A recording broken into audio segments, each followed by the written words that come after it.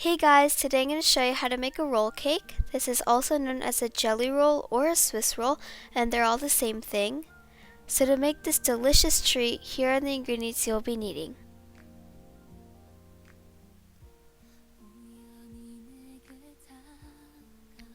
So the first thing you want to do is sift your cake flour so that there are no lumps.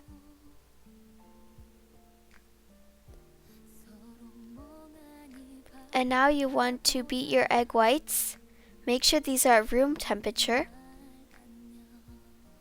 Once they get frothy, add about a third of your sugar and continue to beat them.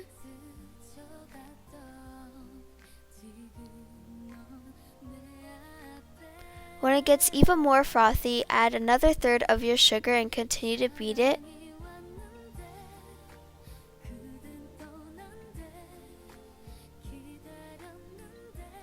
Once it gets more thick, add the rest of your sugar and continue to beat it until you get semi-stiff peaks. Sorry about the lighting change, but it should be something like this, very thick and glossy. And now you're going to whisk your egg yolks. And it's okay to use the same beaters, just make sure that you whisk the egg whites first, not the egg yolks.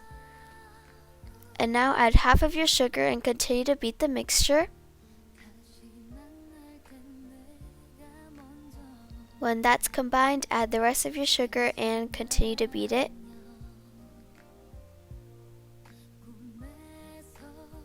When your egg yolks turn slightly lighter in color, add your cake flour.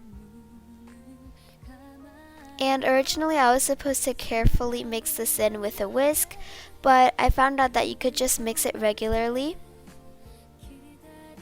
like I am here. And when that's fully combined, the mixture should be very thick. And I switched over to a spatula, and now you're going to add a third of your meringue. And now you're going to carefully fold that in.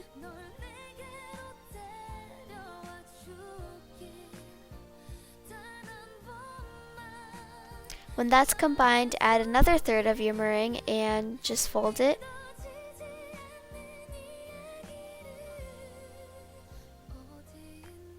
And then add the rest of your meringue and of course just fold everything in.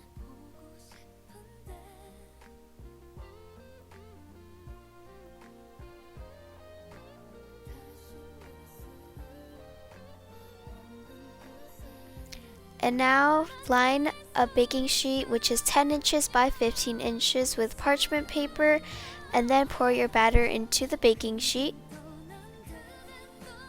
And now I'm using a scraper to spread out the batter evenly.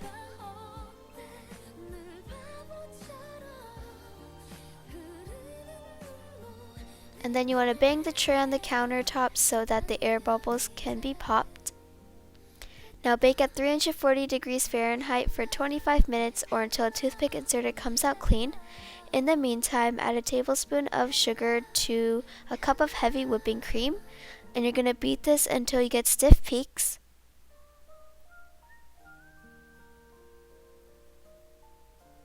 The consistency should be something like this. I'm sorry about the bad lighting change, I just came back from eating dinner afterwards, but as soon as your cake is completely cooled, you want to remove your parchment paper.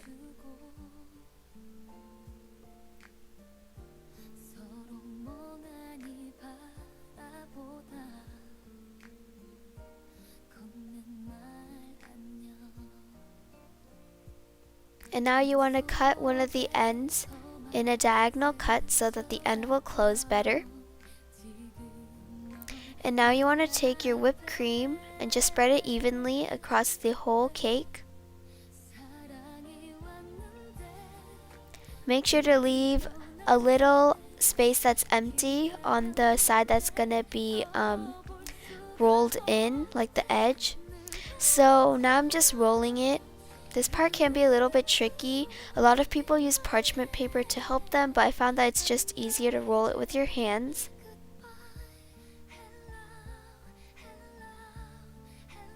And I kind of put too much whipped cream, but that's okay. And now you want to roll the roll cake in the parchment paper and some plastic wrap. Put that in the fridge overnight, or if you're in a rush, 3 or 4 hours should do. And this is the next day, and I'm unwrapping the plastic wrap and the parchment paper. And I just put mine on a plate. And now you want to cut off the ends.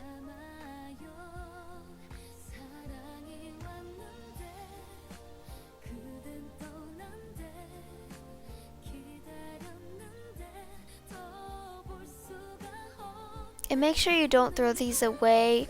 They taste perfectly fine. This roll cake is so delicious. And you can add a tablespoon of green tea matcha powder, cocoa powder, or even coffee to change the flavor of the cake. You can also put some fresh fruit in the whipped cream, but I didn't have any fresh fruit on hand at the moment. But these taste so nice with a cup of milk, and it's just amazing. I hope you guys tried this out. Thank you so much for watching, and I will see you guys next time. Bye everyone.